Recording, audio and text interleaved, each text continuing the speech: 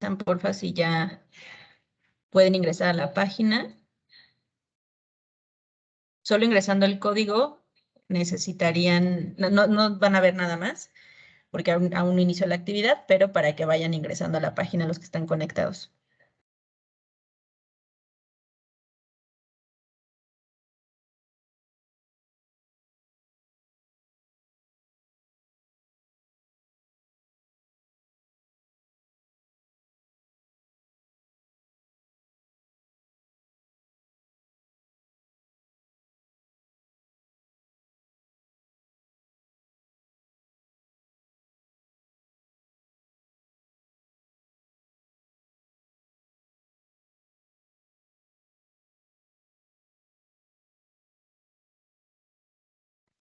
Para los que se están uniendo todavía, les comparto esta página para que se puedan ir enlazando. Vamos a empezar con una actividad. Son 4 preguntas rápidas para que contestemos, pero hay que ingresar a esta página que están viendo. Les va a aparecer esta entrada que dice Mentimeter y les va a pedir un código. El código es 85703810. Si alguno tiene algún problema, escríbanos en el chat y lo vamos resolviendo.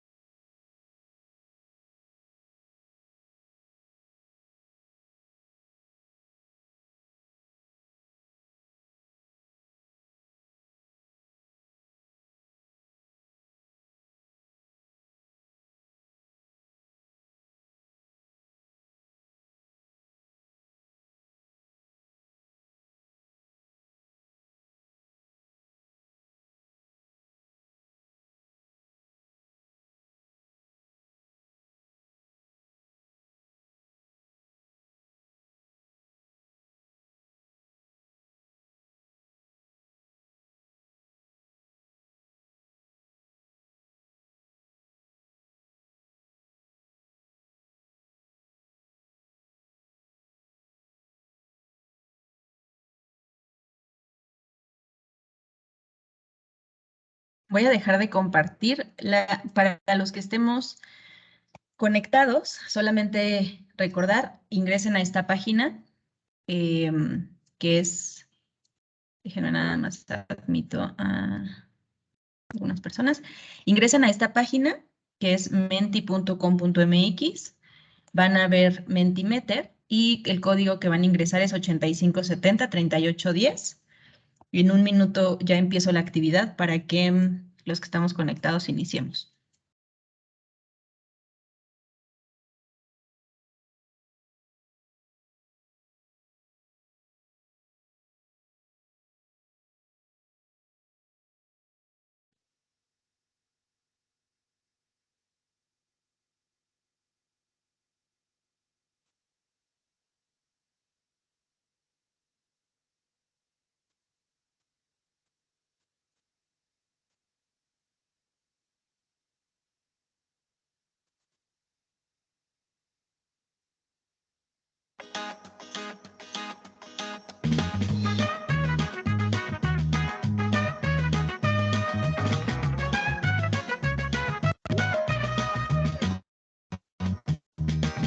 ¿Listos? Entonces voy a empezar la actividad. Ustedes en sus páginas en Mentimeter deberían de estar viendo, todavía no deberían de estar viendo nada, pero ya deberían tener acceso. Para los que van llegando, hay que conectarse a www.menti.com.mx y ponen el código que aparece hasta arriba en la pantalla para que puedan participar.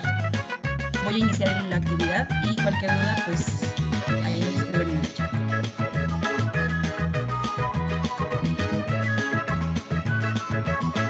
Hay que ir contestando la pregunta que ustedes ven en pantalla y las respuestas van a estarlas viendo aquí abajo, pero también en donde estén conectados en la página de internet, en el celular o en la computadora, para que puedan irlas contestando.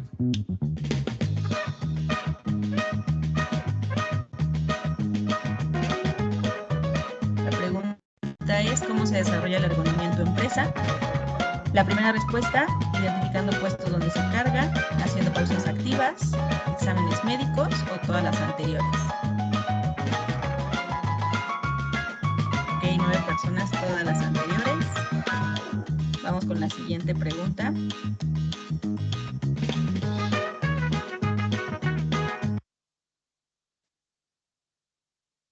¿Qué riesgos ergonómicos identificas en la siguiente imagen? Ahí ustedes tienen opción en la página de internet de poner todos los que ustedes encuentren en la imagen que están viendo a la derecha.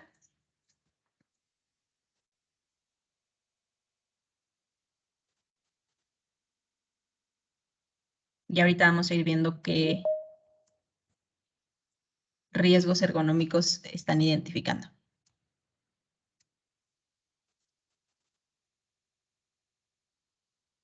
Acuérdense que tienen que entrar a la página, bueno, ya sea que sea con MX o creo que sin MX también pueden entrar, a www.menti y el código es 85703810. Ok, ya están poniendo carga por hombro, postura forzada, movimiento repetitivo, mesa de trabajo, elevación de hombro, espacio reducido, altura de la mesa de trabajo. Ok. Vamos con la siguiente pregunta. Es, ¿qué método sugerirías para evaluar el puesto mostrado? ¿Es el puesto anterior? Hay varias opciones acá, Rula, Reva, NIOSH, ISO o ninguno de estos que se define acá.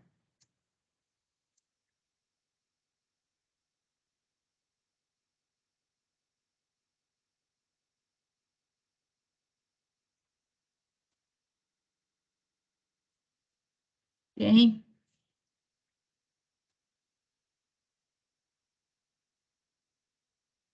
Ok, tenemos 8 respuestas de, no sé cuántos vamos conectados, pero creo que 10 ya están contestando. 11.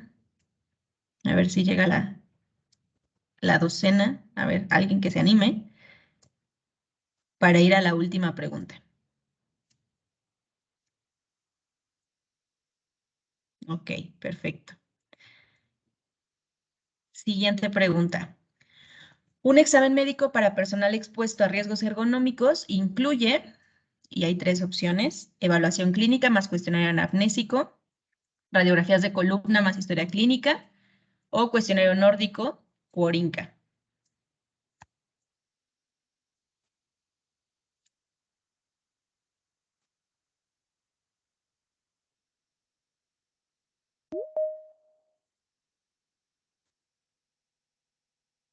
Ok.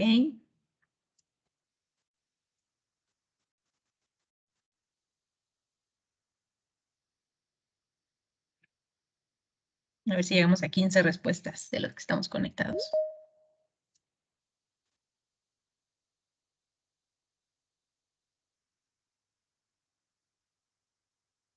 ¿Alguien más? Aunque sea 12 como la vez pasada. Ok. Perfecto. Entonces, todavía alcanzamos uno de cuestionario nórdico. Perfecto. Voy a dejar de compartir esta pantalla. Ahorita vamos a ir repasando, bueno, al final, otra persona de Corinca. Vamos a ir repasando al final estas 3, o bueno, 4 preguntas planteadas para que justamente vayamos resolviendo las dudas, ¿vale? Confírmeme, por favor, si ya ven otra vez mi pantalla. Ya, Doc, ya se ve. Súper. Entonces, bueno, esta charla básicamente lo que vamos a enfocarnos es a que ustedes, bueno, que nosotros los que estamos conectados, entendamos cómo implementar un programa de ergonomía. Específicamente está basado en los requerimientos de la norma 036 de la Secretaría del Trabajo en México. Sin embargo, por ahí veo que algunas personas están conectadas de otros países. La verdad es que este programa o esta presentación está considerada con algunos respaldos internacionales, pero además me parece que es lo que tendríamos que hacer en cualquier empresa, obviamente solo con algunas salvedades normativas de México, ¿vale? Entonces, bueno, ¿Qué aprenderemos hoy? Básicamente 5 puntos, o nos vamos a enfocar en estos 5 puntos que tenemos que salir entendiendo o manejando de forma más fluida los que estemos presentes. Es entender los antecedentes y conceptos generales de ergonomía, es decir, algunas definiciones y que tengamos claro o que al menos nos quede a los que estamos conectados el mismo concepto para ciertos términos. 2, entender qué nos aplica en el caso de México, es decir, las referencias mexicanas, evidentemente, de esta norma publicada, pero también algunas referencias internacionales que nos pueden ayudar, no solamente por ser parte de nuestras normas nacionales, sino también porque al final podemos estar hablando el mismo lenguaje que otros profesionales en diferentes países. Como tercer punto, y creo que el más importante, es que identifiquemos qué riesgos ergonómicos existen, porque al final es lo que ustedes van a necesitar para empezar un programa de ergonomía. Como cuarto punto, entender el cumplimiento de la norma 36, es decir, qué nos pide, qué referencias internacionales tenemos en esta norma mexicana y cómo hacemos, como último punto, cómo logramos ese plan de trabajo para el cumplimiento de nuestra normativa, pero insisto, evidentemente como un plan de trabajo que puede desempeñarse en cualquier industria a nivel nacional e internacional, ¿no? Entonces, bueno, empezando con algunos términos, importante entender que la ergonomía en realidad se habla, bueno, si lo desglosáramos como por términos de la palabra, es el estudio del trabajo, ¿no? Ergos es trabajo, nomía, pues el estudio de. Sin embargo, sí se ha pensado que la ergonomía en realidad tiene como objetivo, o en realidad se inventa como un beneficio para realmente mejorar, pues, el trabajo diario, y llámese trabajo como cualquier actividad de, por ejemplo, en este caso, estas herramientas que ven aquí, pues de casa, o preparar alimentos, o preparar algún tipo de, incluso de herramientas o materiales, pero la ergonomía es como esta parte de adaptación para la vida, para que disminuya el esfuerzo y además mejore la satisfacción, ¿no? La Sociedad Española de Ergonomía justamente define la ergonomía como la adaptación de productos, tareas, herramientas, espacios a la capacidad de las personas, ¿no? Y necesidades de las personas. Pero aquí importante, y a mí me gusta mucho recalcar, que no es solamente por un tema de comodidad. En realidad la ergonomía está pensada, o en este punto, creo que es importante que nosotros como profesionales lo definamos para entender que mejora la eficiencia, la seguridad y el bienestar, no solamente de trabajadores, por eso no existe solo una ergonomía laboral, sino en realidad de trabajadores, consumidores, usuarios, y por eso la ergonomía tiene diferentes campos de aplicación, ¿no? Entonces, ese es como en términos generales de ergonomía. Ahora, si habláramos ya de ergonomía laboral, creo que muchas veces entendemos la ergonomía laboral como justamente pausas activas, ejercicios en el campo de trabajo, comodidad, adaptación o como que esté cómodo el trabajador para que sea ergonómico el lugar de trabajo. Sin embargo, me gusta mucho para este punto poner justamente la imagen que están viendo en la izquierda y arriba, porque en realidad la ergonomía, si fuera un tema de comodidad, entonces posiblemente no se relaciona 100% con la productividad y la eficiencia, que era lo que estábamos hablando hace un momento, ¿no? Y dos, si habláramos en que solo la ergonomía habla de ejercicios y de cuidarte y de pausas activas, entonces, pues la ergonomía no tendrá nada que relacionarse con justamente la adaptación o la mejora continua tanto del espacio de trabajo como de la máquina que el trabajador tiene contacto, ¿no? Con la que trabaja. Entonces, importante a partir de ahorita que entendamos que la ergonomía laboral sí implica comodidad, pausas activas, sí puede implicar todo eso, pero básicamente lo que es una relación de conocimientos científicos y técnicos, es decir, no es solamente un área de medicina, por ejemplo, es un área multifuncional que ayuda a esta relación trabajo-hombre, pero específicamente para mejorar la eficiencia y además disminuir o sobre todo prevenir y disminuir trastornos musculoesqueléticos, ¿sale?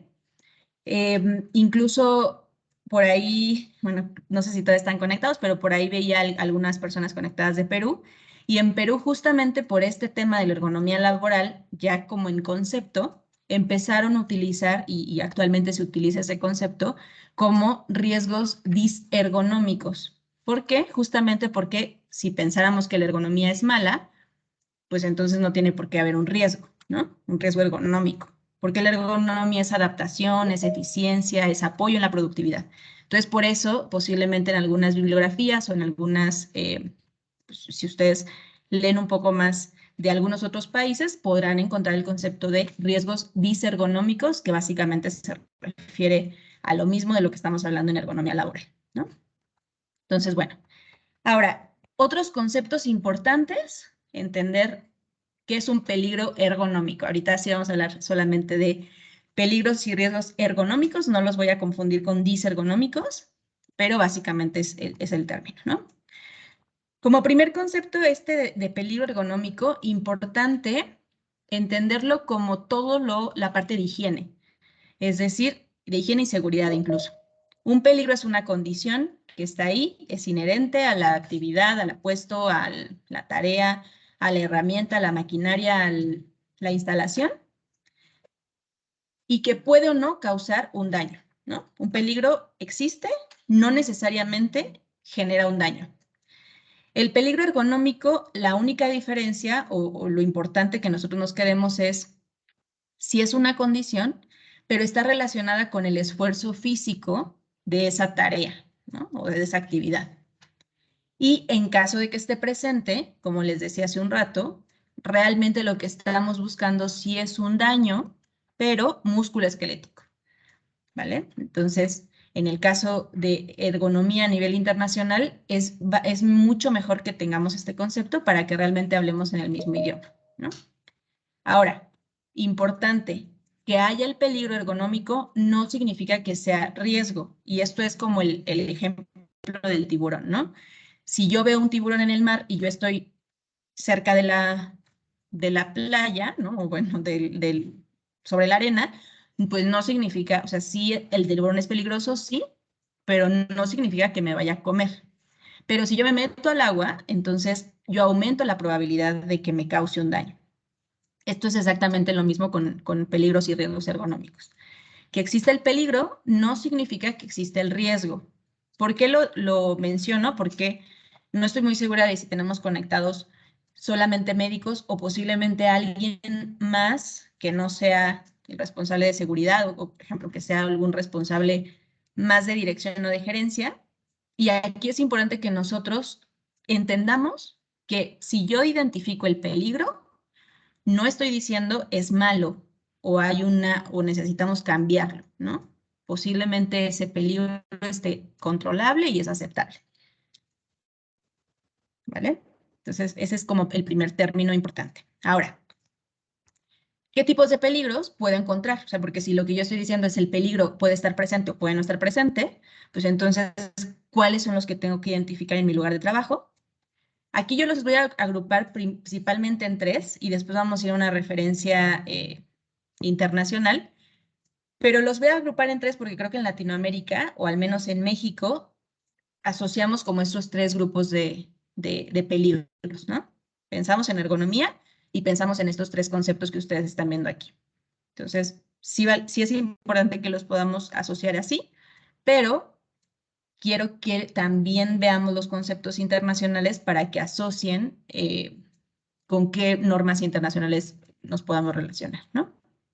Entonces, el primer peligro ergonómico es movimientos repetitivos. Y este concepto, por así decirlo, también lo pueden encontrar como trabajos repetitivos, movimientos repetitivos o trabajos repetitivos de la extremidad superior, o incluso ahora se puede empezar a encontrar en la bibliografía como sobreesfuerzo de la extremidad superior o movimientos de alta frecuencia, ¿no? O incluso cargas livianas, por ejemplo, también lo pueden llegar a encontrar. Básicamente es el mismo peligro, solamente nombrado de diferentes formas por las escuelas normalmente de salud ocupacional que conozcamos, ¿no? Entonces ese es el primer peligro ergonómico. Hace un rato les decía que el peligro está asociado con un daño musculoesquelético. Por lo tanto, tendríamos que identificar que los movimientos repetitivos, justamente el daño que están identificando o con el que se puede asociar, pues es un trastorno musculoesquelético de extremidad superior, ¿sale? Llámese hombro, codo, muñeca, dedos. Ese es el primer grupo o peligro ergonómico. El segundo, y ahí sí llamaría grupo de peligros ergonómicos, se llama manejo manual de cargas, o al menos en México, con respecto, por ejemplo, a nuestra norma mexicana, así se llama nuestra norma. Identificación y no me acuerdo cuál es el nombre exacto, pero de manejo manual de cargas.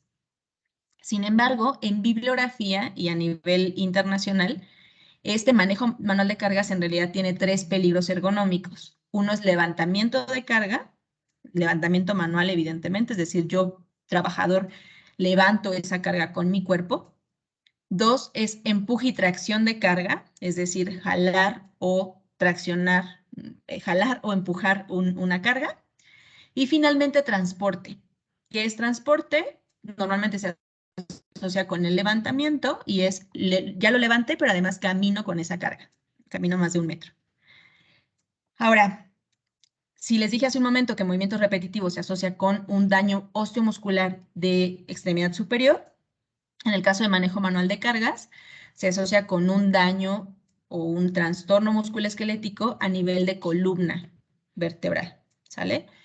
Básicamente estos 3 peligros, tanto levantamiento como transporte y empuje y tracción, se asocian o lo que se previene o se identifica es un posible daño en la columna, es decir, espalda. Y finalmente, el tercer peligro ergonómico sería posturas forzadas. En el caso de la bibliografía internacional, pueden llegar a encontrar este peligro como posturas y movimientos forzados. ¿Por qué es importante que se los aclare? Porque puede llegar a suceder que identifiquemos algo en el trabajo, por ejemplo, el uso de un pedal con el pie. Entonces, muchas veces nos pasa, insisto, sobre todo acá en México, que tal vez tenemos el concepto de postura forzada, que pues, el pedal se está moviendo y no necesariamente es una postura y pensamos que las posturas son como estáticas, quedarme ahí quieto, sin moverme. Entonces, en realidad, no es así. El peligro ergonómico identificado es postura y movimiento. ¿Y de dónde o de qué articulación, podríamos decirlo? De cualquiera del cuerpo, ¿sale? Es decir, si yo estoy identificando cabeza, bueno, cuello, cabeza, evidentemente brazos, columna, piernas, pies, incluidos pues, todas las articulaciones de cada extremidad, es eso lo que se evalúa en este peligro ergonómico, ¿sale? Importante también ahí, hasta el momento, posturas forzadas en realidad no es que haya un daño relacionado directamente con un tema de posturas. ¿A qué me refiero? En realidad hay muy poca evidencia científica en donde se determine o incluso pues, no hay como tal una evidencia científica en donde se determine si yo estoy con una flexión de cuello de tantos grados, pues me va a generar eh, no sé, ¿qué puedo decirles? Una inflamación de cierta vértebra. Eso al menos no existe evidencia científica. Básicamente en posturas y movimientos lo que estamos como evaluando o relacionando es el disconfort del propio trabajador, ¿no? ¿Disconfort de qué? Pues evidentemente de la postura o de la articulación forzada, ¿no? Ahora, les decía, este es como el grupo o los 3 grupos que tenemos en México y yo lo que he visto es que a nivel Latinoamérica sí lo manejamos. Sin embargo, vale la pena que entendamos que los peligros ergonómicos a nivel internacional se han descrito con esta lista que tienen aquí, ¿no? Entonces sería levantamiento de cargas como un peligro ergonómico, transporte manual de cargas como un segundo peligro, empuje y arrastre como un tercer peligro, y esos 3 básicamente los englobaríamos en manejo manual de cargas. Un cuarto peligro como movimientos repetitivos de la extremidad superior, que es trabajos repetitivos. Quinto, posturas forzadas y movimientos forzados. Y finalmente, algo que a veces se nos va de la identificación, que también al final es ergonomía porque es sobreesfuerzo del sistema osteomuscular, es movilización manual de pacientes y personas. Evidentemente, este último peligro está muy enfocado a personas, sobre todo del sector salud, que pues manipulan pacientes y personas, pero insisto, es importante que lo identifiquen como un peligro ergonómico porque existe incluso metodología específica para esta evaluación. ¿Sale?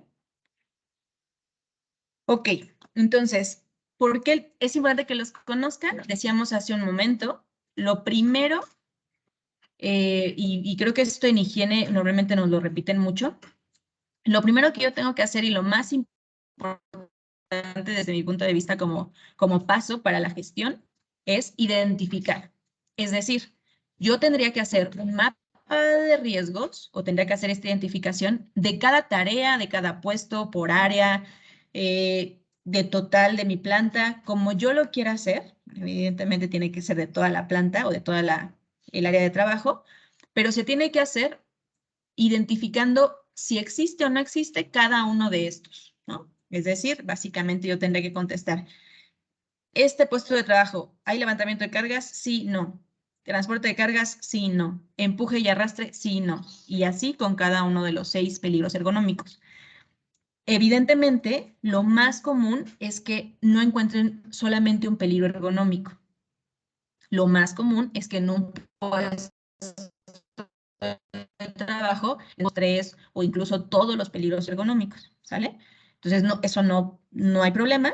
Recuerden lo que les mencioné bueno, al inicio, no porque esté presente o porque se identifique, quiere decir que haya riesgo, pero es importante identificarlo, porque si no, entonces yo estoy omitiendo completamente la gestión o el inicio de mi proceso, ¿sale? Entonces, es importante esto. ¿Y por qué es importante o por qué podríamos mencionar que este primer paso es lo más importante? Pues porque, les acabo de decir, si yo no lo identifico, entonces yo ya no empiezo mi gestión. Yo es como si omitiera, pensemos no en ergonomía, sino en higiene. Si yo digo, aquí no hay ruido, pues entonces yo ya ni lo medí, ni lo evalué, ni busqué si había gente susceptible, no hice nada con ese peligro que sí está identificado, que tendría que estar identificado. Lo mismo sucede con ergonomía. Lo primero que tengo que hacer es decir sí o no, sin miedo a, pero es que voy a decirle al gerente que está todo mal. No, porque la identificación, insisto, no conlleva un riesgo, no conlleva ni siquiera una evaluación o una determinación de gravedad, ¿no? Solamente estoy identificando. Entonces, les decía, pueden estar todos presentes, puede estar ninguno, puede estar todos, 2, 3, no importa. Pero es importante que iniciemos ese flujo identificando, ¿sale? Ahora, si yo identifique el peligro y me está diciendo de que eso no significa un riesgo, pues entonces, ¿qué sí significa un riesgo? Tenemos que tener dos conceptos clave, sobre todo para las personas que quieran como que hacer un poco más de ergonomía o les guste o les apasiona este tema. Importante entender incluso cómo me van a reportar una evaluación ergonómica, por ejemplo. Riesgo ergonómico, si yo ya dije que el peligro está presente o no, el riesgo entonces ya incluye una probabilidad o ya tiene una probabilidad de que ese peligro genere un trastorno musculoesquelético, evidentemente a quien esté expuesto. Y aquí importante, bueno, solamente lo incluiría, evidentemente la probabilidad está relacionada con lo que les mencioné del área afectada, ¿no? Para movimientos repetitivos, pues extremidad superior, para manejo manual de cargas, pues columna vertebral y así sucesivamente. Entonces, ese es el riesgo ergonómico, ¿no? ¿De qué depende el riesgo ergonómico? Pues evidentemente del peligro y de una estimación o una evaluación rápida que ahorita vamos a ir viendo. Ahora, ¿qué es un factor de riesgo ergonómico? A nivel internacional, el concepto general, podríamos llamarlo como esa característica de la tarea que aumenta la probabilidad del trastorno musculoesquelético. En algunas ocasiones, como se describe, es el riesgo ergonómico es esa descripción de la probabilidad. El factor de riesgo son como pequeños peligros o pequeños, sí, riesguitos que tiene la tarea. Voy a dar un ejemplo para hacerlo más, pues para hacerlo más ejemplificado. Yo ya identifiqué que en mi puesto de trabajo sí hay manejo manual, bueno, hay levantamiento de cargas, ¿no? Entonces, yo ya sé que sí hay gente expuesta, por lo tanto, ya hay una probabilidad, ya hay un riesgo ergonómico. Mis factores de riesgo, entonces, podrían, en el caso del levantamiento, pues podrían ser edad de la persona, el sexo de la persona, la altura en donde carga, ¿no? La altura a la que carga la persona, el peso de la carga. Entonces, son como esas características específicas que son variables, evidentemente, y que dependiendo de cómo estén o de esas características, aumenta la probabilidad del trastorno musculoesquelético, que al final es el resultado que queremos prevenir. ¿Sale? Ahora, yo ya tengo identificado entonces en mi mente, yo ya tengo, después de estos conceptos, ya tengo como cada paso, o bueno, cada concepto general en la parte de gestión. Pero, ¿qué tengo que hacer? ¿O qué es lo que se sugiere para que se inicie este modelo de identificación y evaluación? Yo les voy a hablar a través de la escuela bueno, la Escuela Internacional de Ergonomía. Algunos de ustedes seguramente ya habrán escuchado del equipo de CENEA, y básicamente lo que se propone es este esquema general. Es decir, identificar el peligro, como les decía, solamente es contestar si existe o no existe, está o no está presente. Si la respuesta es no, pues entonces ya no hay ni peligro, ni riesgo, ni nada más que hacer. Entonces me voy directo hasta al final, ¿no? Pero si la respuesta fuera sí, desde la primera pregunta, que es la identificación, entonces yo tengo que estimar el riesgo. Es decir, hace un momento les decía, si hay levantamiento de cargas. Ok, esa estimación yo podría decírselas como una evaluación rápida. Es una evaluación, importante decirlo, subjetiva, bueno, no subjetiva, más bien cualitativa, en donde yo tengo que, o sea, mi resultado es verde, es rojo, es muy rojo, pero no estoy diciendo una evaluación numérica, no estoy diciendo ni probabilidad certera, ni un poco más de estadística, no estoy diciendo nada de eso, estoy diciendo solamente una estimación, como su nombre lo indica, o una evaluación rápida, ¿sale? Entonces, hago esa estimación del riesgo. Si, a nivel internacional, ¿qué es lo que me contesta? Si es aceptable el riesgo o no es aceptable. Si es aceptable, entonces puedo quedarme ahí.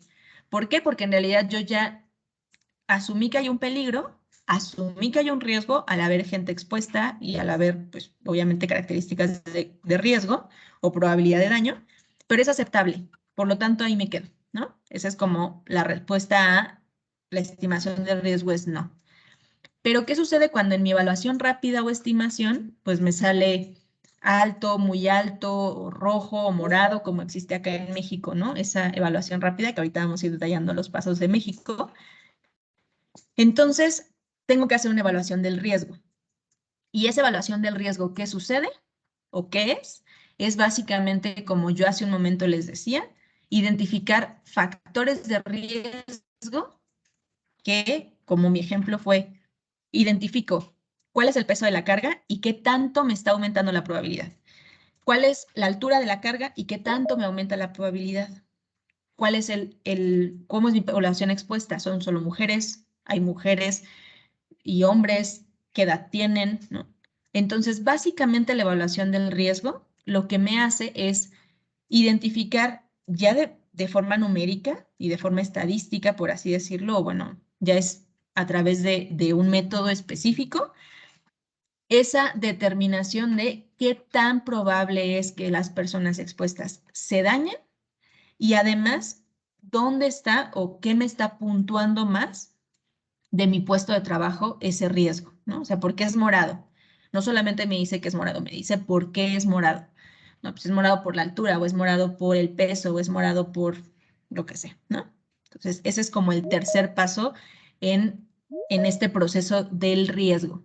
Primero identifico, segundo estimo o hago evaluación rápida y tercero hago una evaluación específica del riesgo. Finalmente, a nivel internacional, lo que nos dice es, después de eso, reduce el riesgo, es decir, empieza a hacer controles. Obviamente, pensando en toda la jerarquización de los controles, pues hablamos de elimínalos, si no sustitúyelo, si no cámbialo y todo lo que también en higiene se habla mucho, ¿no? Y finalmente, pues ya si se redujo o incluso si se puede, pues ya eliminé el riesgo y entonces ya terminé mi ciclo. Pero si no, pues entonces tendría que estar regresando a la estimación porque al final el riesgo continúa, ¿no? Ahora, a nivel internacional, lo que yo le estoy hablando es de unas normas ISO que existen, insisto, pues ISO es internacional, específicamente para cada peligro ergonómico, incluso para cada proceso o para cada parte, podría decirse, o para cada paso de la gestión de los riesgos ergonómicos, ¿no? Si pensamos en la identificación, pues básicamente ISO tiene unas preguntas clave para identificar esto de existe o no existe, ¿no? Cada uno de esos 6 peligros ergonómicos que vimos. Bueno, de hecho, ISO maneja los 5, ¿no? CENEA y la Escuela Internacional de Ergonomía agrega la pregunta para pacientes. El segundo paso, que es la estimación, en el caso de la gestión internacional, pues también hay unas fichas de evaluación rápida, que es básicamente una herramienta en donde yo puedo ir preguntando ciertas, bueno, hacer unas preguntas para identificar si mi riesgo es aceptable o no aceptable, ¿no? Y finalmente, para la evaluación analítica del riesgo, que es este tercer bloque que les mencionaba, que es este que está acá, el de evaluación del riesgo, pues entonces, este que está acá, esa evaluación del riesgo, pues básicamente hay una norma también para cada, bueno, no una norma, sí, hay una ISO específica para esos, o esas evaluaciones o esos más bien peligros ergonómicos para que ahí sí ya es a través de un ergónomo o un especialista, pues me analice o me determine con qué método puedo llegar a esa evaluación que les decía de si es morado, pero por altura, por peso, por edad o dependiendo, ¿no? Lo que se necesite. Entonces, ese es como el flujo que nos, nos sugiere a nivel internacional la, la normativa. Me voy a ir a lo que sucede en México con la norma 36.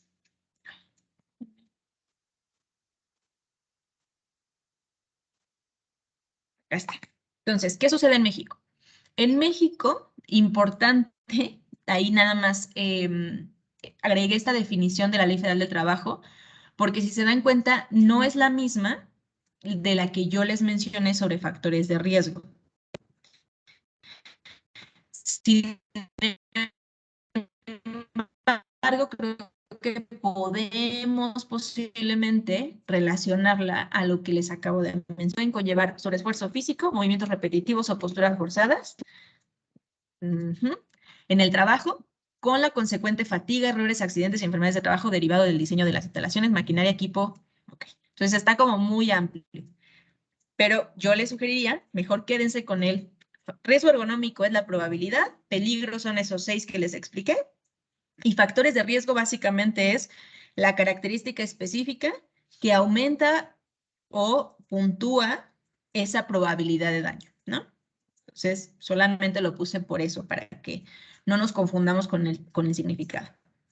Ahora, en México, en temas de normativa, en 2014 se publicó, bueno, se actualizó el Reglamento Federal de Seguridad y Salud en el Trabajo, o se actualizó para este nuevo nombre.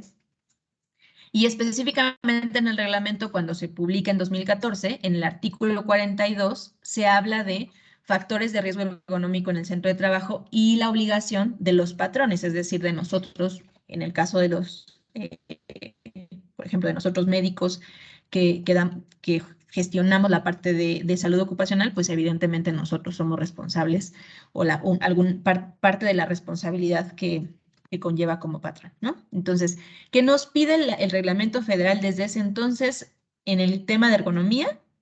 Básicamente son 6 puntos. Lo primero es, tengo que tener un análisis de factores de riesgo ergonómico, tengo que adoptar medidas preventivas para mitigar estos factores de riesgo ergonómico, tengo que hacer exámenes médicos, informar y capacitar a los trabajadores y llevar los registros de todo esto, ¿no?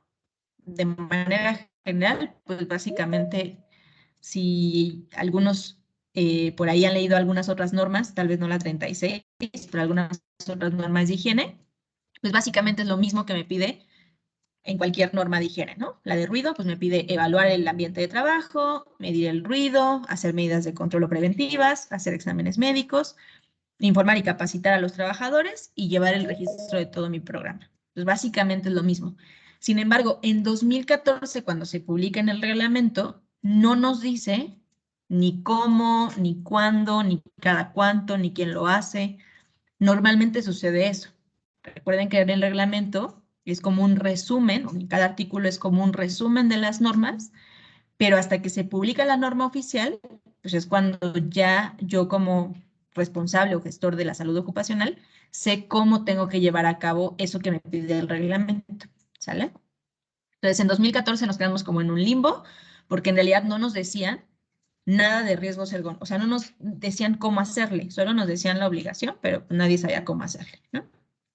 Ahora, en 2018, entonces se publica esta norma, pero aquí importante, sobre todo porque creo que todavía sucede en México que pensamos que es la única norma de ergonomía, pero en realidad no. Esta norma de ergonomía es solo una primer parte y habla solamente de manejo manual de cargas. Entonces, si se acuerdan, o bueno, si me regreso, en ergonomía en México habla de factores de riesgo ergonómicos y habla de esfuerzo físico, movimientos repetitivos y posturas.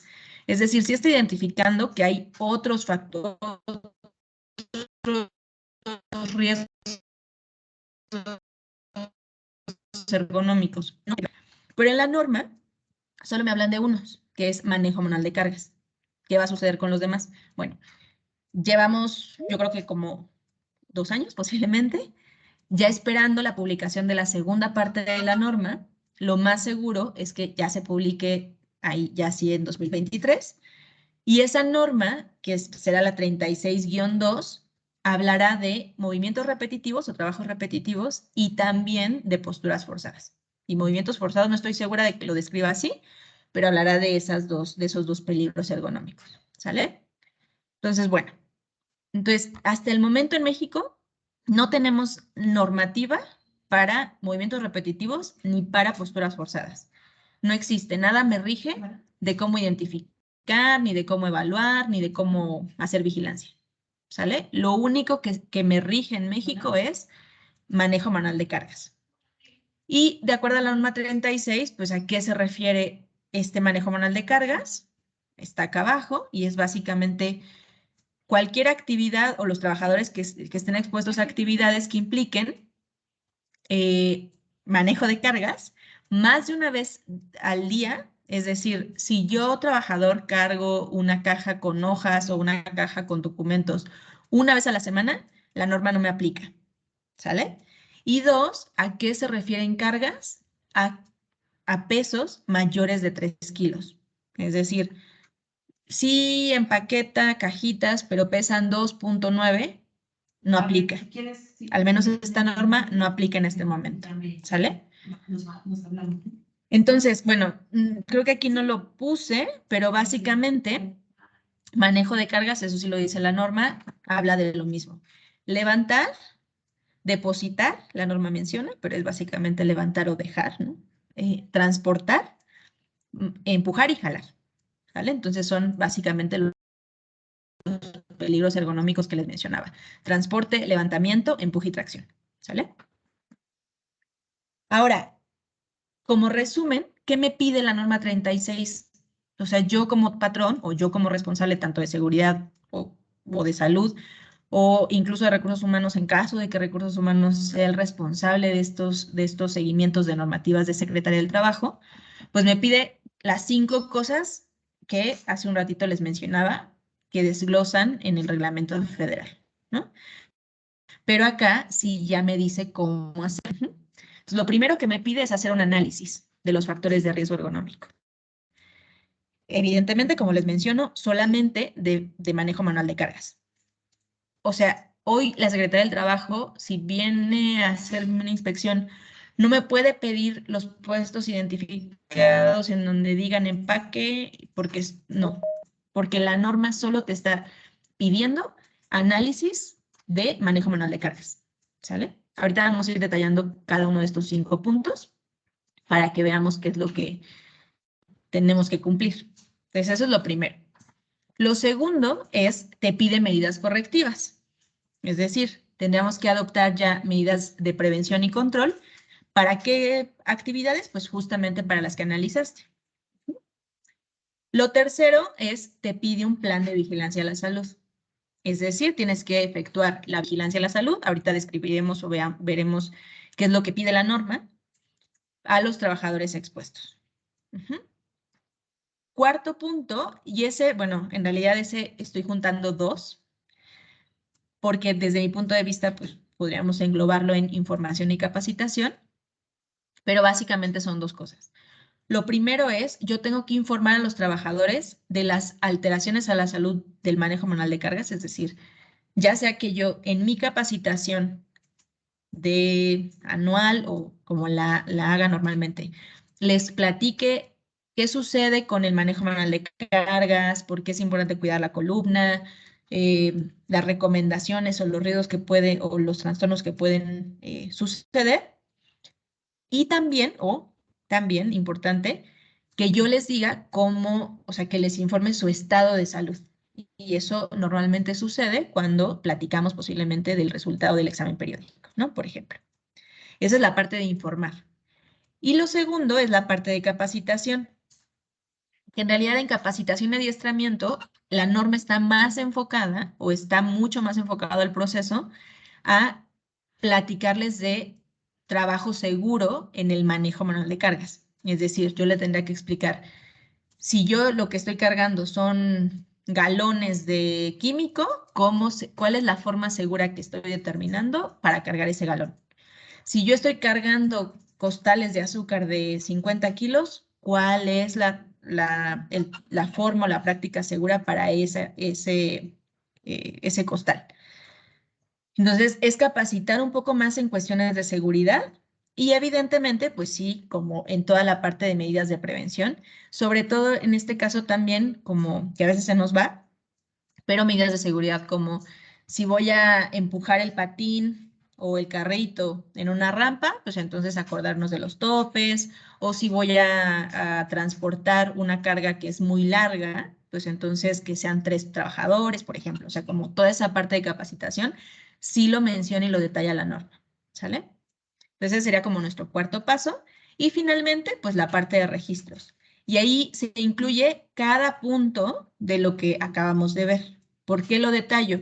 Porque no registro solamente es pues tener mi análisis, ¿no? Impreso o en digital, sino es tener mi análisis incluido incluso, bueno, incluido también hasta la capacitación del que me está haciendo el análisis, ¿no? Ahorita veremos a detalle, pero el respaldo de que él sabe hacer el análisis, los registros de las medidas correctivas, los registros de la vigilancia a la salud, evidentemente confidencial, ¿no? O la parte médica, pues evidentemente con la parte de confidencialidad médica, pero también ahí se incluyen los registros. Y pues todos los registros de que sí le estoy informando al trabajador, que lo estoy capacitando, que lo estoy adiestrando, pues todas las partes de controles documentales, por ejemplo, procedimientos de carga segura, instrucciones de trabajo, todo eso también entra en registros, ¿sale?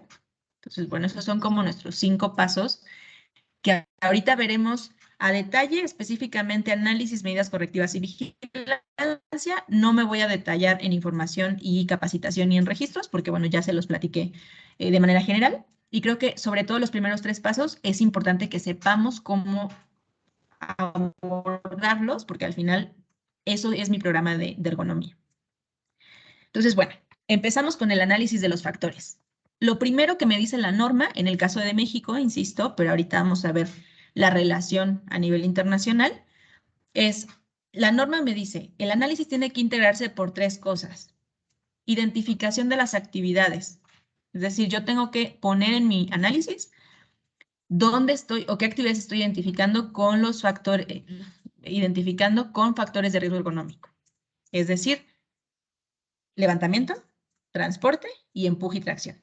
¿Dónde están esos peligros ergonómicos? ¿O dónde están esos factores de riesgo ergonómico como lo menciona la norma?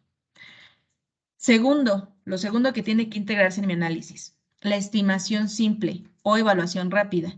Y específicamente en México, nos pide que lo hagamos a través de una herramienta, que es justo la herramienta que está en el anexo de la norma, ¿no? Estos cuadritos o estas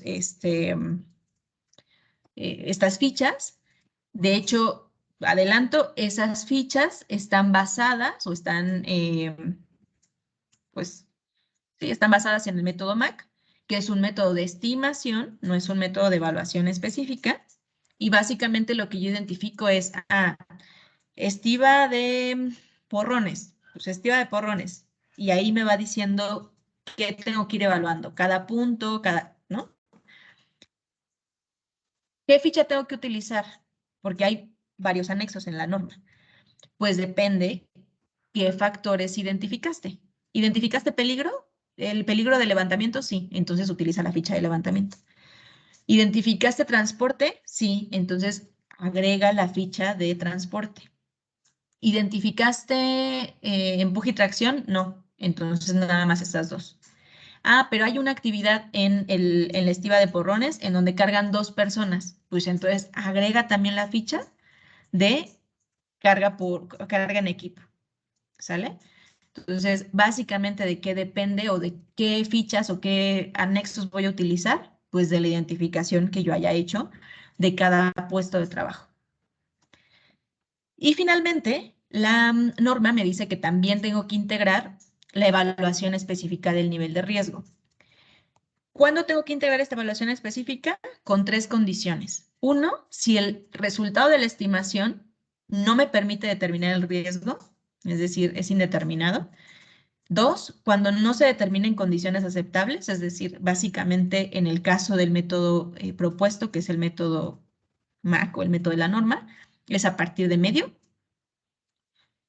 O 3, cuando a pesar de que yo ya implementé medidas correctivas, sigue existiendo ese peligro para el trabajador.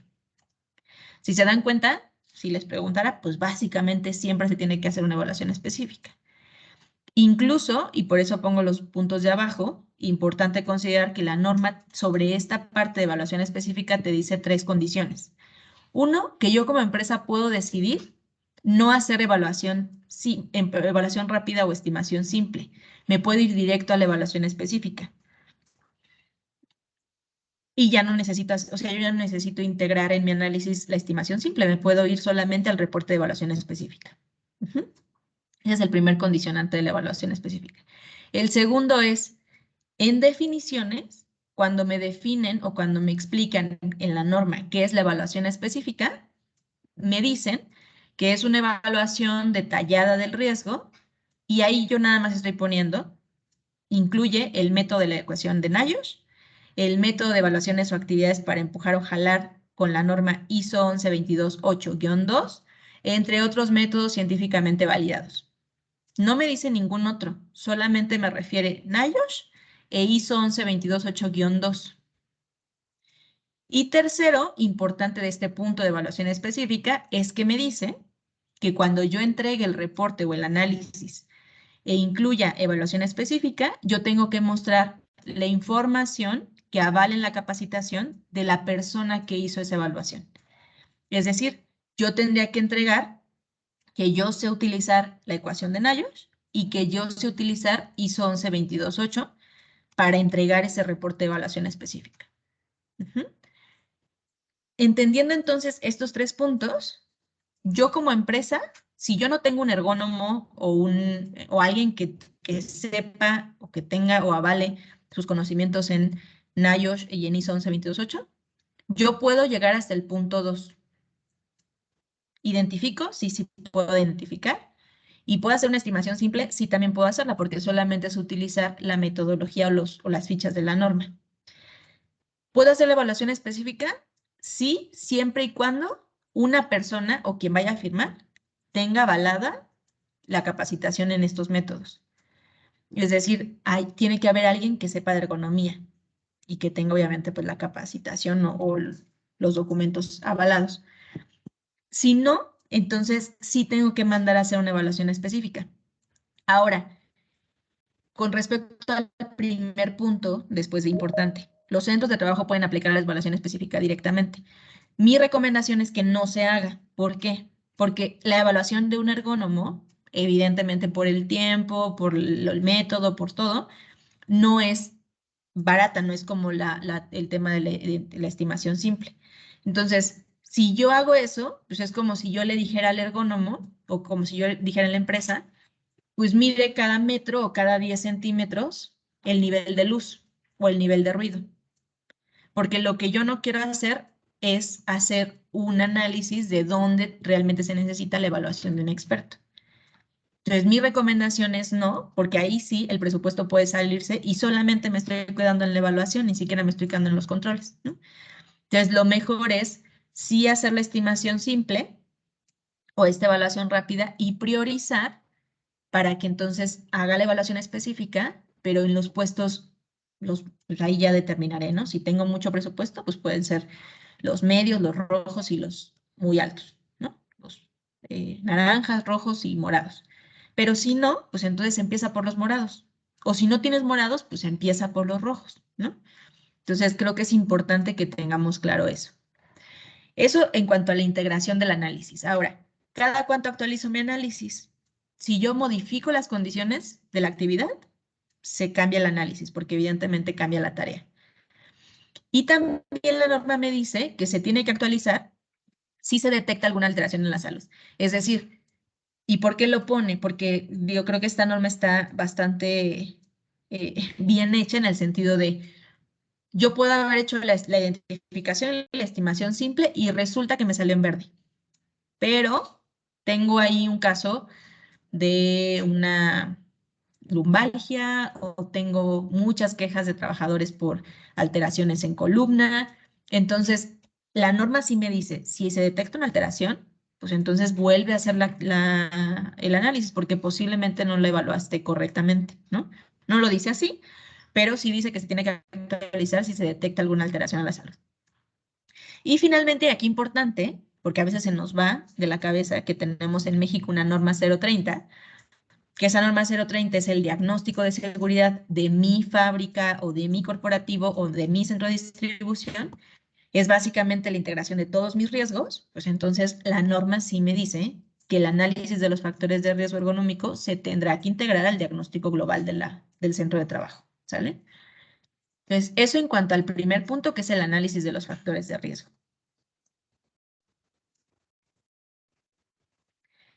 Segundo punto, medidas correctivas. Aquí específicamente la norma, aquí creo que se me movió algo por ahí, pero la norma importante o de lo más relevante que es importante que ustedes consideren es, cambiaron los pesos, o bueno, más bien, la norma ahorita sí está enfocada, o esta norma está hecha específicamente para la parte de salud y seguridad.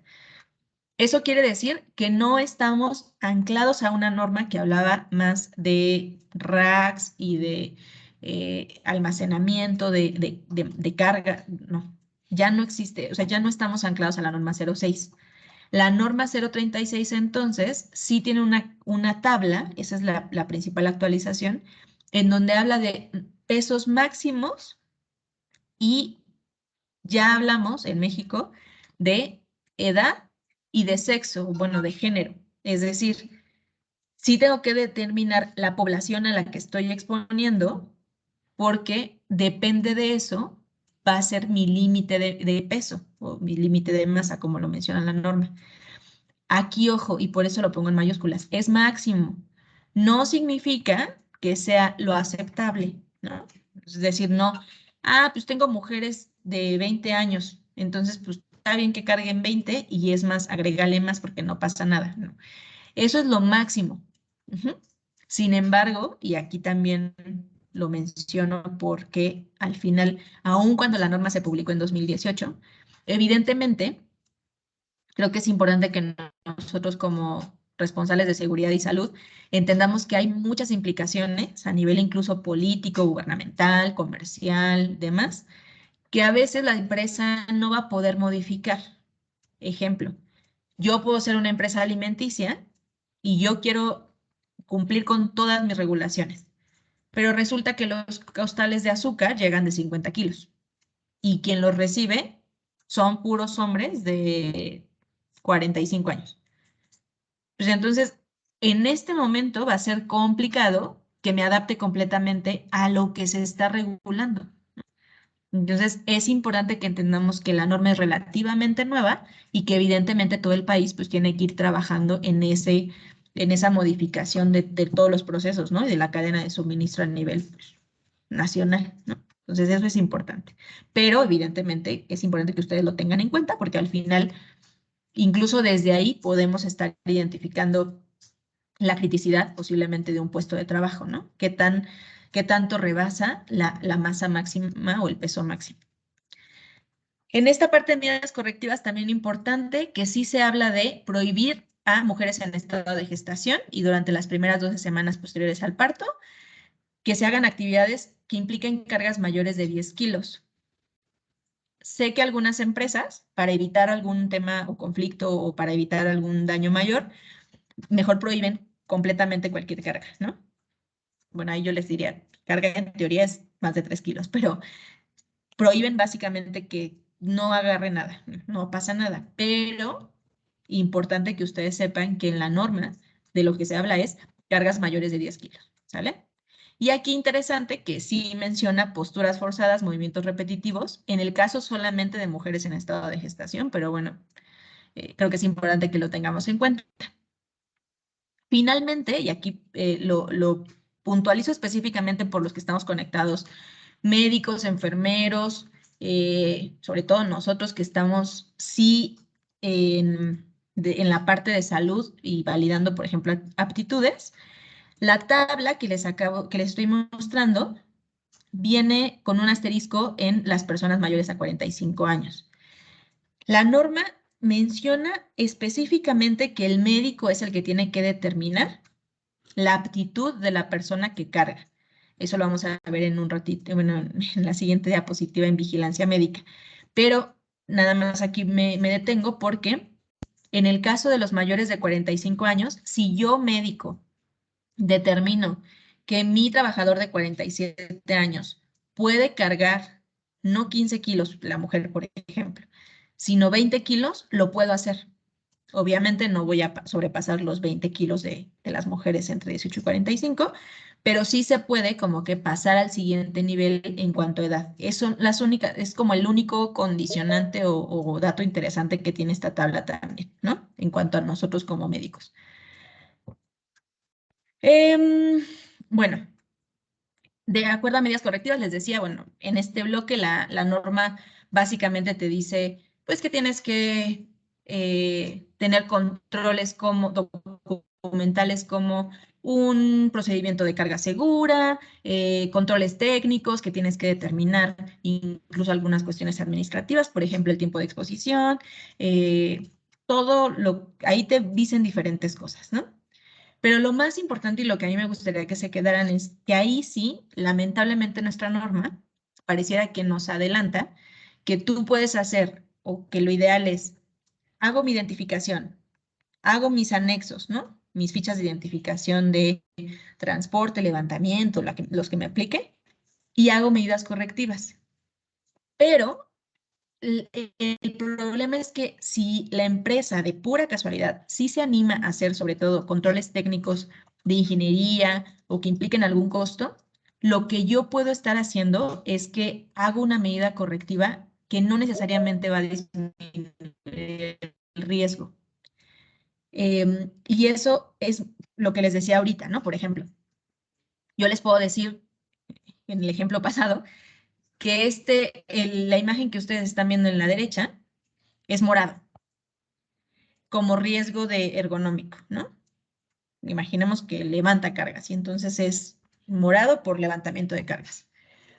Entonces, si yo hago controles solamente con el resultado morado, yo puedo hacer algún control, por ejemplo, pues entonces bájale la altura o sube al señor a un banquito o ponle, ¿no?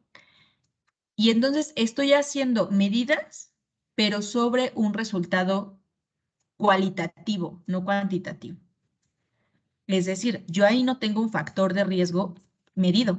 Yo no sé cuánto me está puntuando el peso, cuánto me está puntuando la altura, cuánto me está puntuando la distancia, el agarre de la carga. Eso no lo sé. Entonces, si hago esas medidas con eso, o sea, solamente con morado, pues entonces lo que puede pasar es que sigue siendo morado, pero le bajé al nivel de el agarre o al nivel de la altura. Pero como el problema era el peso, pues no lo corregí, ¿no? Entonces, esa es la única desventaja desde mi punto de vista cuando no leemos bien la norma, o en el caso de México, como que nos queremos adelantar, porque lo ideal sería más bien, como les enseñé el primer flujito, ¿no? Identifico, si después de identificar, hago la estimación o la evaluación rápida, y ahí lo único que necesito es priorizar a cuáles mando al ergónomo, porque el ergónomo sí me va a poder decir, aquí es morado, pero es morado por esto, o es morado por esto otro, o es verde por esto otro, ¿no? Y entonces la medida correctiva va a estar muy enfocado, pues obviamente al riesgo. Y aquí insisto sobre todo en, en controles, que sobre todo en ergonomía muchas veces se asocia con eso. Entonces, bueno, esto por eso me parecía interesante o importante que lo recalcáramos. Finalmente, me voy a ir al último punto, que es vigilancia a la salud, que es como el tercer bloque que me pide la norma en cumplimiento. Y aquí yo desglosé como los 3 puntos que me pide la norma 36 en México. Lo primero que sí me pide es, tiene que incluir mi programa de vigilancia, exámenes médicos iniciales. Entonces, aquí porque es importante y sobre todo nosotros como médicos, como enfermeros o como representantes de salud ocupacional, aquí tengo una opción de por qué decirle al patrón que tiene que hacer exámenes médicos de ingreso. Evidentemente está justificado para la gente que esté expuesta a manejo de cargas, levantamiento, transporte, empuje y tracción. Pero bueno, creo que es un avance para que integremos exámenes médicos iniciales. Ahora, no dice radiografía, no dice resonancia, no dice nada. Dice examen médico inicial. ¿Nosotros qué recomendamos? Que ese examen médico inicial esté orientado específicamente, evidentemente, a la columna vertebral.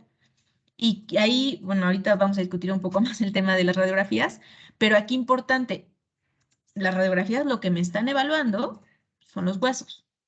Lo que yo estoy buscando es posiblemente una alteración a nivel musculoesquelético, no solo huesos. Y de hecho, huesos casi no. Más bien lo que estoy buscando es una posible alteración a nivel muscular, ¿sale? O incluso de los de articulación, ¿no? Pero no específicamente del hueso. Entonces, bueno, eso es el primer bloque que me pide un programa de vigilancia a la salud en la norma 36.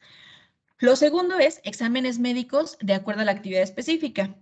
Y esta va a estar sujeta al seguimiento anual o a la evidencia de síntomas que denoten específicamente trastornos musculoesqueléticos laborales. Es decir, Yo tendría que hacer mi evaluación de acuerdo a la actividad. ¿A qué se refiere? Pues que si yo está empujando y traccionando, pues evidentemente haré una evaluación específica para encontrar hallazgos sobre ese tema, levantamiento, transporte, demás, y lo puedo hacer anual, de acuerdo a su seguimiento clínico que la norma me dice se tiene que hacer, o si yo estoy determinando, por ejemplo, que esta persona tiene síntomas o signos que tienen un posible trastorno o una asociación musculoesquelética, pues entonces tal vez no es anual, tal vez es semestral o tal vez es trimestral, ¿no?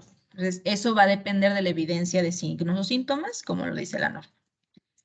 Ahora, en este punto específico, en el cuadro de abajo, yo les pongo literalmente lo que dice la norma. La detección y análisis de trabajadores que presenten signos se podrá realizar mediante la aplicación del cuestionario nórdico. No dice es obligatorio y no dice tampoco que es la única evaluación que se tiene que hacer para vigilancia de la salud. En realidad, el cuestionario nórdico, para los que lo conocen, es un cuestionario de inferencia de sintomatologías, es decir, la persona incluso puede irla contestando y lo único que te va preguntando es, ¿has tenido molestias en la espalda? Sí, no. ¿Hace cuánto? ¿Cada cuánto? ¿Has tenido molestias en el hombro? ¿Has tenido, no? Básicamente es eso. Ahora, desventajas del cuestionario.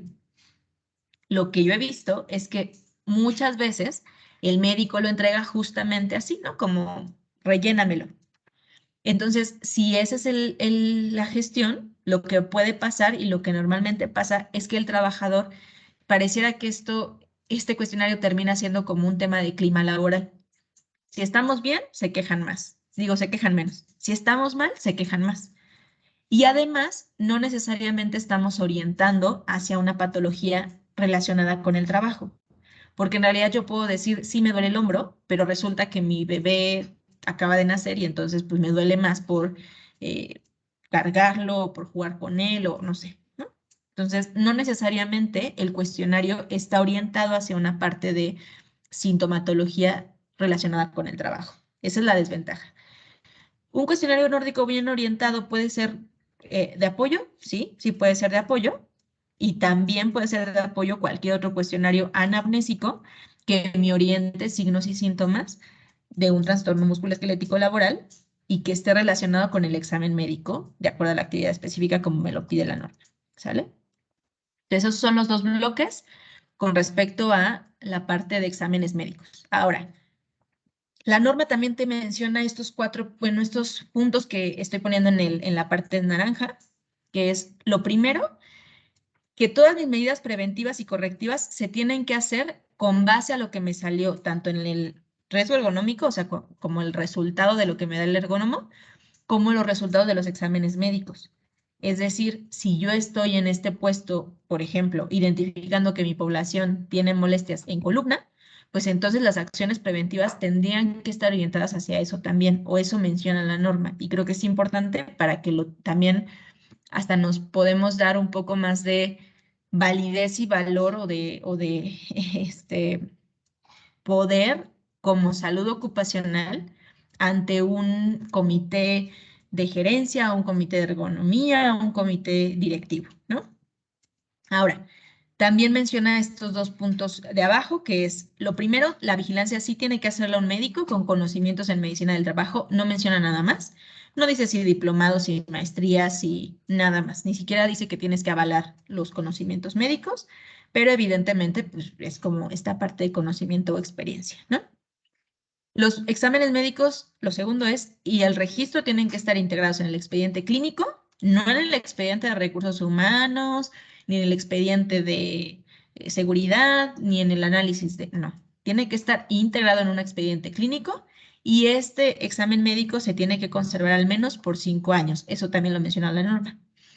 Y finalmente, lo que menciona con respecto a los exámenes es que el médico es quien determina la aptitud física, nadie más, ¿sale? O sea, no el supervisor, aquí, ojo, importante, ni siquiera el enfermero o un enfermero puede determinar una aptitud, tiene que ser un médico y en su caso también menciona, tiene que determinar la aptitud o el periodo de recuperación para una patología musculoesquelética, ¿sale? Eso es importante, me parece.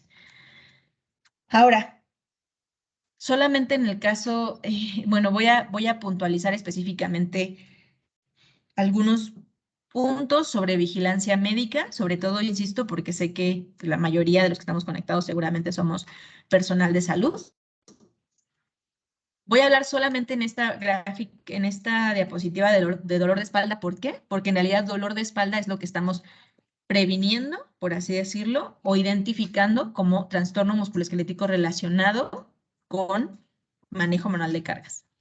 Entonces, el dolor de espalda, ¿qué es? En realidad es un problema mundial. Es importante que ustedes lo sepan, que todos los países tienen estadísticas específicas, pero en el caso de México creo que hay muy poca estadística que tenemos, ¿sale? En Reino Unido, más o menos, la prevalencia es de 19% de las personas expuestas. Y unos datos en México, pues es que 8 de cada 10 mexicanos padecen dolor de espalda y que el 30% de las personas que padecen lumbalgia requieren una incapacidad. ¿De qué me habla esto? Creo que de números y datos duros que le podemos dar también a nuestro comité de dirección, a nuestro comité de ergonomía, ¿no? ¿Por qué? Porque en realidad yo puedo determinar incluso a maneras rápidas números de cuántas personas o cuánto me costaría si una persona se me incapacita por lumbalgia o si todas las personas que están expuestas se me incapacitan por lumbalgia. Incluso acá hay datos de cuánto cuesta la lumbalgia en México, ¿no? Y eso creo que normalmente no lo hablamos en salud ocupacional, pero creo que es importante empezar a hablarlo. Y además, creo que algo interesante es que en ergonomía, si empezamos a hablar de esto, entonces nosotros podemos dirigir los esfuerzos a, si te lo ahorras, o sea, si nos lo ahorramos, podemos invertirlo en mejoras, ¿no? En mejoras de ingeniería, por ejemplo. Que insisto, normalmente en ergonomía, lamentablemente, pues sí se necesitan ese tipo de mejoras, ¿no? Bájale la rampa, súbele, ponle, quítale. O sea, si hacemos realmente medidas eficientes, eficaces, o es lo que se busca, son normalmente de ingeniería. No disminuimos un riesgo muchas veces o lo menos que sucede es que si en lugar de 3 horas cargando lo ponemos 30 minutos, pues entonces incluso impactan a nivel de recurso humano, ¿no? Entonces, creo que es importante que empecemos a tener también este tipo de respaldos en salud ocupacional. Entonces, específicamente en el caso de vigilancia o nosotros como responsables de salud ocupacional, ¿cómo empiezo? Ya me dijiste todo esto, Aide, pero entonces, ¿qué hago? Ok, yo tengo mi centro de trabajo, tengo que entonces identificar y hacer una estimación de riesgos. Es decir, tengo que decir dónde y tengo que decir qué grado de manera cualitativa, ¿no? Insisto, en el caso de México, podemos hacerlo con las fichas de la norma. En el caso de a nivel internacional, se pueden hacer uso de las normas o de las fichas de ISO. Y en el caso de México, si yo no quiero utilizar las normas, la de la norma 36, que en teoría es el deber ser, podría utilizar tal vez la referencia de las normas ISO. Si yo no identifique o si yo en mi estimación de riesgos identifico un riesgo aceptable, pues entonces ahí terminó mi proceso, ¿no? Pero es importante que lo tengan como registro, porque si no, entonces yo puedo llegar como autoridad sanitaria o autoridad del trabajo y puedo decirte, enséñame tu identificación. No, pues es que ninguno me salió, ¿no? O no hay, pues al menos pongan un reporte o hagan un reporte de esa estimación y de esa identificación, ¿no? Entonces, bueno, ahí terminaría. ¿Qué sucede cuando sí identifico y además en mi estimación no sale aceptable? Es decir, insisto, en el caso de México, sale medio, alto, muy alto. Pues entonces tengo que trabajar en dos sectores. Lo primero es la gestión del riesgo en el área de trabajo o en el puesto de trabajo, por así decirlo. Tengo que analizar, como les decía, idealmente, sí que ese análisis sea ya con el ergónomo para que realmente pueda jerarquizar mis controles, analizar específicamente qué control me va a funcionar y finalmente, pues aplicar las medidas correctivas. Eso es en el puesto de trabajo o en la actividad. Pero no hay que perder de vista que hay una vigilancia médica. Y esta vigilancia médica podríamos resumirla en 3 pasos. Lo primero es el tamizaje, que ahorita vamos a ver a qué se refiere. Lo segundo es la aptitud y la reincorporación de los trabajadores patológicos o de los trabajadores expuestos. Y finalmente el nexo causal y el reporte de qué, de los posibles casos de enfermedad relacionada con el trabajo. Aquí a mí me gusta solamente recordarles que el objetivo de la vigilancia médica es garantizar la salud de los trabajadores expuestos. No es un diagnóstico, no es un seguimiento, no es que yo le cure el hombro doloroso. Ese no es el punto. El punto es realmente garantizar la salud de toda la gente expuesta, no de los enfermos, porque en realidad ni siquiera quisiéramos llegar a enfermos, ¿no? Entonces, estos 3 pasos creo que es importante que nos los quedemos no solamente como ergonomía, sino como proceso de vigilancia médica a nivel de salud ocupacional. Este punto tal vez solamente es como ejemplo y como recordatorio para el equipo de IMEDI. Recordar que en IMEDI ya se tienen muchos procedimientos, se tiene realmente el sistema de gestión de IMEDI, que es este SIGSO que nosotros les hemos estado compartiendo y mencionando. Y en realidad lo que intentamos es adaptar lo que ya tengan, o si no lo tienen, entonces trabajar con los formatos y procedimientos que se tienen en IMEDI para que justamente demos orden a esos programas de vigilancia, ¿sale? Y normalmente todos nuestros programas de vigilancia o todas esas guías que tenemos en IMEDI tienen estos puntos que les pongo acá en el cuadro verde. Identificación del riesgo, evaluación del riesgo, equipo de protección, capacitación y adiestramiento, vigilancia, controles y documentación. Es decir, les ayudamos a que se integre todo esto para que justamente en una auditoría, pues ustedes puedan mostrar como el control documental de lo que se está haciendo de cada uno de los riesgos que se tienen, ¿no? Es decir, tendremos que tener programas de vigilancia de ruido, si es que hay ruido, de ergonomía, si es que hay ergonomía, de vibraciones, de radiación, de cada uno de los riesgos expuestos, ¿no?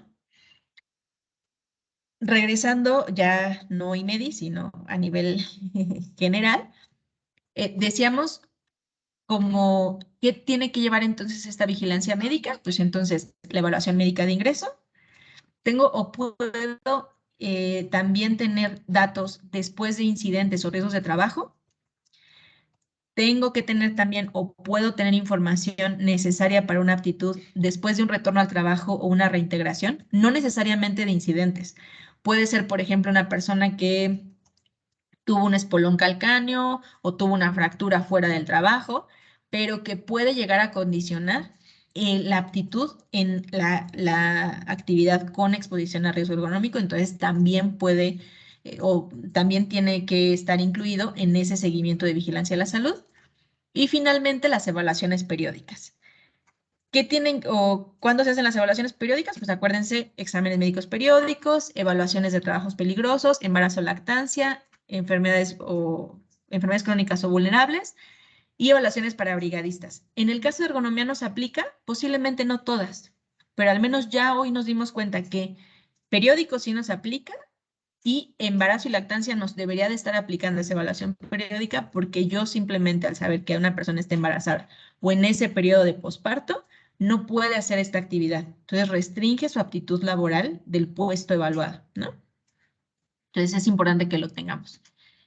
Y finalmente, aquí los 2 esquemas que les estoy poniendo a la izquierda. Uno es una referencia del equipo de CENEA también. Y se los pongo literalmente como referencia porque quiero que se queden que no es algo que nada más en IMEDI tenemos en mente o que nosotros les decimos. Las radiografías no es un diagnóstico, ni siquiera debería de hacerse como un estudio inicial, ¿no? La sugerencia, por ejemplo, en el caso del equipo de CENEA, que está basado en las referencias internacionales de la Escuela de Ergonomía, es lo primero el cuestionario anamnésico. Obviamente hay un cuestionario específico que se enseña a través de EPM, que es basado en la escuela italiana, ¿no? Entonces, ese es el cuestionario anamnésico, no el nórdico, es otro estudio un poco más específico. Y ellos nos sugieren en ese cuestionario un umbral. Si si las personas, yo le pregunto y le hago referencias y demás, si sobrepasan ese umbral, entonces hago un examen clínico. Aquí en México, pues posiblemente no va a aplicar. ¿Por qué? Porque sí hay normas específicas que nos piden un examen clínico anual. Entonces, por más que yo haga el examen anamnésico y me salga bien, a fuerza tengo que hacer el examen clínico, ¿no? Pero para que más o menos veamos la referencia internacional. Y hasta el tercer paso, es decir, si en mi examen clínico yo detecté si una desviación, dolor, contractura, lo que sea, pues entonces hago comprobaciones instrumentales. ¿Para qué? Para identificar sospecha diagnóstica. Es decir, ni siquiera tal vez es una radiografía, ¿eh? Puede ser una resonancia, tomografía, porque insisto, en realidad lo que se está buscando no solamente es esquelético, es músculo esquelético y normalmente es más muscular. Ni siquiera es tanto un tema a nivel de hueso, ¿no? Entonces, hasta el tercer paso es la comprobación instrumental y finalmente el diagnóstico, que incluso el diagnóstico, normalmente la sugerencia es eh, sí orientarnos con un especialista, ¿no? Por ejemplo, ahí sí podríamos orientarnos hacia un ortopedista o un traumatólogo, que lamentablemente también una desventaja es que no existen especialistas muy enfocadas o muy enfocados a salud ocupacional, ¿no? O sea, normalmente, y no solamente en ergonomía, también en audiología, también en oftalmología, ¿no? Entonces, eso es lo complicado, lo complejo. Pero al final yo, médico ocupacional, pues sí soy el que integro todo. Entonces, bueno, aquí les mencionaba, básicamente lo que estamos buscando en ese tema de aptitud es posibles patológicos para gestionarlos adecuadamente, y eso es la parte de vigilancia médica, ¿no? En resumen, entonces, de acuerdo sobre todo a vigilancia médica, pero podríamos orientarlo a todo lo que vimos en la capacitación en el webinar de hoy. Lo primero tengo que identificar y tener claro dónde están mis peligros ergonómicos. Lo segundo, y ahí entonces yo identifico incluso mi personal ocupacionalmente expuesto. ¿A qué? Pues a esos peligros ergonómicos. Lo segundo, hago mi estimación o mi evaluación rápida. Y en el caso de la vigilancia médica, que es en paralelo, pues tengo que hacer una matriz de estudios médicos. Es decir, yo tengo que decir, bueno, si estos están expuestos a transporte, pues les hago esto. Si están expuestos a levantamiento, les hago esto. Si están expuestos a empuje y tracción, les hago esto. Mi recomendación en el caso de global manejo manual de cargas, hagan básicamente la misma evaluación, porque al final se está buscando un trastorno musculoesquelético en columna vertebral. Segundo, asegurar mi tamizaje, es decir, ¿a qué se refiere un tamizaje? Si nos acordamos, es una evaluación o es un estudio muy general, en donde yo lo que hago es tomar como una gran cantidad de población para sacar como como el grado de normalidad, por así decirlo. Y eso hacemos nosotros en salud ocupacional. Yo no estoy haciendo un diagnóstico de cómo está la columna y si tiene tanta desviación y si no, y si tiene, no. Yo lo que estoy haciendo es, ¿está bien o está mal? ¿Es apto o no es apto? Así, nada más. Y relacionado siempre al riesgo, ¿no? Entonces, ¿por qué pongo aquí asegurar el tamizaje? Porque importante que sí estoy haciendo exámenes médicos, pero tendría que estar haciendo una revisión de o sea, cuánta población estoy justamente evaluando, porque si sí hice mis exámenes médicos, pero hice nada más 10 de los 200 expuestos, pues entonces, doc, no estamos haciendo ninguna evaluación, ¿no? No estamos haciendo ningún tamizaje, porque en realidad tienes 5% de tu evaluación. Entonces, eso es importante. Tercero, estadística, porque sí, también, ¿no? A veces nos quedamos en el segundo paso. No, cumplí el 100% de mis exámenes. Pues está padre. ¿Y luego cuál fue el resultado? No, pues ya, el 100%. Ese no es el resultado. La estadística tendría que ser el análisis de, ok, 100% de los exámenes médicos. Hiciste 200, perfecto. ¿Cuántos están aptos? ¿Qué encontramos? ¿Tenemos algún posible patológico? ¿Hay alguien a quien tengamos que enviar a especialista? ¿Tenemos que restringir? ¿Tenemos que mandar? ¿Tenemos que hacer? ¿Qué tenemos que hacer? Porque además, como ustedes lo vieron, en la norma incluso te dice que de acuerdo al resultado, hago medidas correctivas. Entonces, tengo que tener ese análisis de resultados, ¿no? Y finalmente, el seguimiento.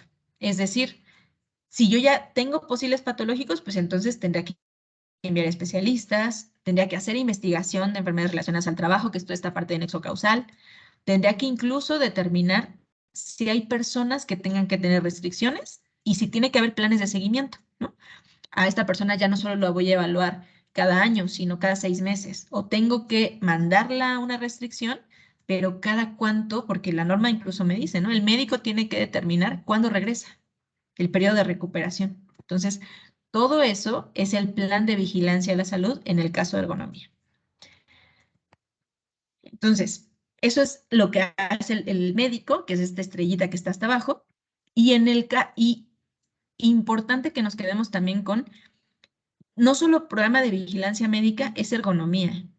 En realidad, ergonomía es desde que empecé la presentación, es decir, identificar, hacer la estimación, hacer el reporte, e incluso llamarle al ergónomo para que me haga la evaluación específica. Y evidentemente en paralelo, todo el programa de vigilancia médica. Entonces, aquí yo también les diría, ¿mi programa de ergonomía o mis acciones de ergonomía son pausas activas? No, en realidad no.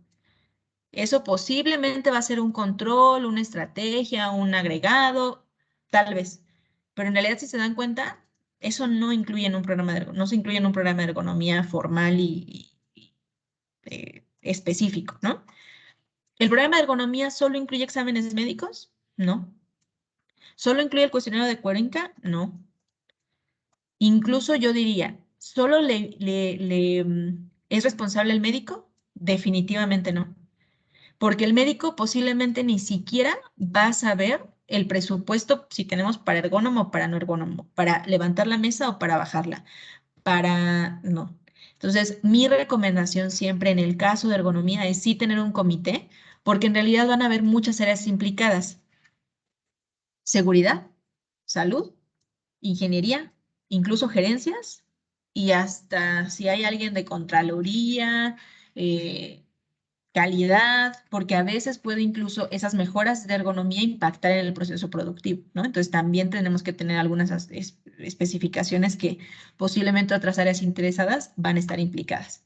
Entonces, esto será como en resumen lo que tiene que llevar el programa de ergonomía. Y si se dan cuenta, no lo digo yo, Aide, lo dice la norma, ¿no? Y de hecho es la recomendación también de la Escuela Internacional de Ergonomía. Entonces, de manera general, esos serían los pasos. Para hacerlo un poco más visual, ¿cómo cumplo la identificación, Doc? Con un mapa de riesgos. Lo único es, yo ya tengo mi mapa de riesgos en donde determino aquí hay riesgo de caída, aquí hay riesgo de químicos, aquí hay riesgo de tal. Pues entonces allá agrégale dónde hay riesgo de levantamiento, dónde hay riesgo de transporte, dónde hay riesgo de levantamiento y transporte, dónde hay riesgo de empuje y tracción. Haz la estimación. ¿Tú la puedes hacer? Sí, sí la puedes hacer. ¿Con qué herramientas? Con los de la norma. Y la norma incluso te dice cómo reportarlo. Entonces, básicamente vas a tener un cuadro como este, en donde pongas cuál fue el color de tu riesgo sí va a haber un valor, pero insisto, acuérdense que no es un valor de evaluación específica, es un valor en realidad cualitativo. Entonces, vas a poderlo reportar en algo así, por ejemplo, esto, en donde yo ponga el área, la actividad evaluada, cuál fue el riesgo evaluado, si fue levantamiento, transporte, empuje y tracción. En este caso no hay levantamiento en equipo, que es más de 2 personas. El nivel de riesgo y el riesgo, o sea, el puntaje, porque así te lo pide la norma. ¿Para qué? Para que entonces yo como tercer paso, que hasta ahí yo me podría quedar tal vez, a menos que tenga un ergónomo dentro del sitio, pues entonces yo puntualizo a estos 7 puestos que son altos. ¿Saben qué, comité? ¿Tenemos presupuesto? Sí, pues va, hay que pedirle al ergónomo que venga, que nos evalúe esos 7 y que nos ayude a ver recomendaciones. Y de una vez vemos si usamos el presupuesto o eh, el proyecto, lo que sea, para de una vez ver cuál nos conviene cambiar, ¿no? O cuál nos conviene mejorar. Entonces, eso es como los 3 pasos que podemos quedarnos como empresa, como responsables internos. Y finalmente, entonces, hace un ratito, por ahí tomé una foto, a ver si Todavía está. Hace un rato me decían, ¿qué riesgos ergonómicos identificas en la imagen? Altura de la mesa, carga por hombro, postura forzada, falta de PP, movimiento repetitivo, espacio reducido, mesa de trabajo, elevación, posición forzada. Si yo en este momento les pregunto a los que están todavía conectados, ¿qué factor, qué riesgo, perdónenme, ergonómico, llámese riesgo en este momento porque es probabilidad, pero es como si fuera peligro, identifican por un 10 en el examen final? ¿Quién se anima a decírmelos?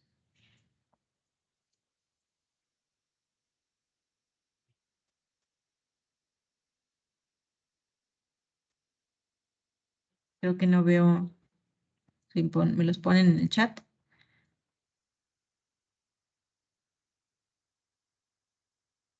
¿Quién se anima?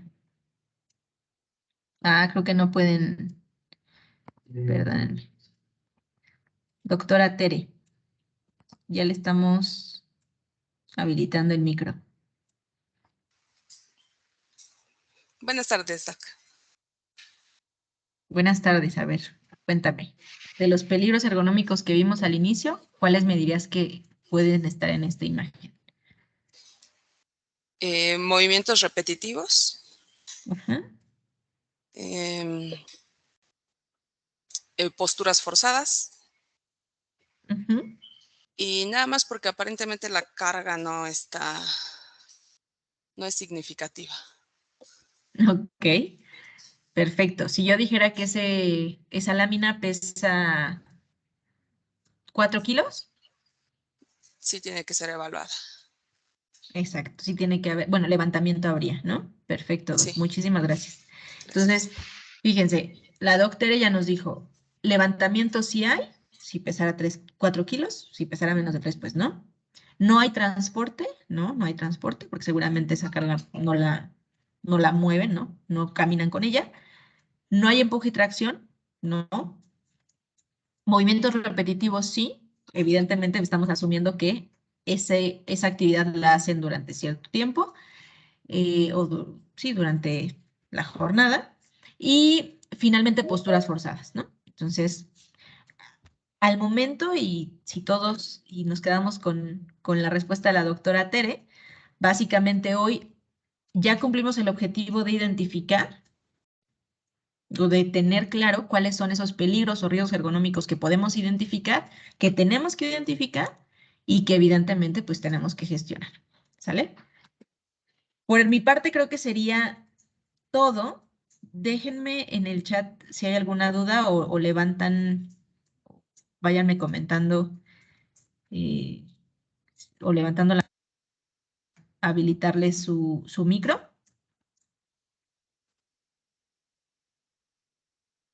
Y pues creo que nada más. Espero que haya sido claro.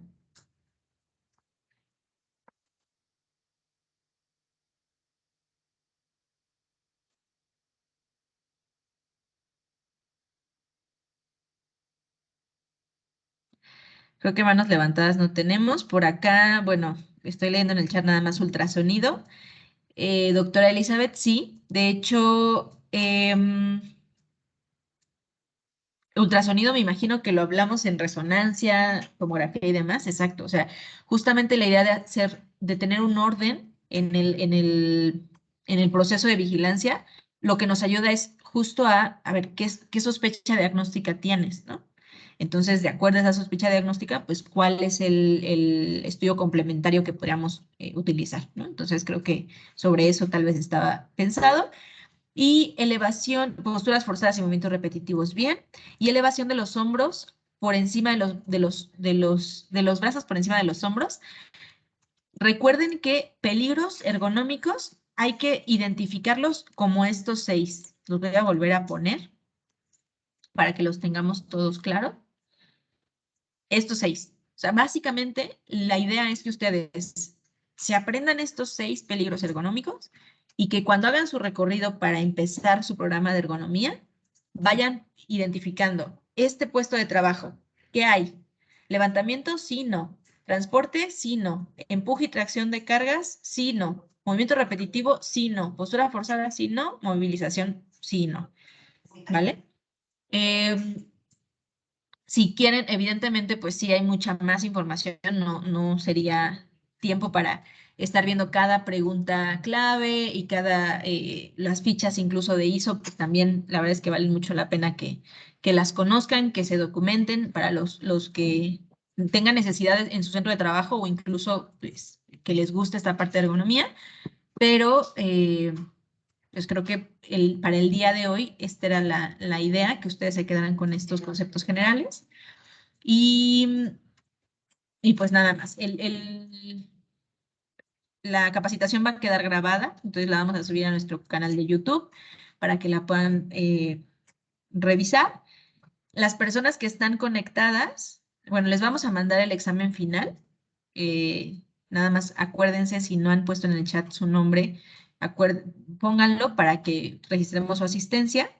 Y las personas que estén conectadas o que estuvieron conectadas y que contesten el examen final, les vamos a poder compartir la constancia de la capacitación para que también la tengan con ustedes, ¿sale? Y pues cualquier duda, obviamente, pues estamos a sus órdenes. Creo que pues nada más. No veo alguna otra manita levantada, entonces creo que nos podemos despedir para ya no tomar más tiempo de su tarde. Muchas gracias por conectarse a todos.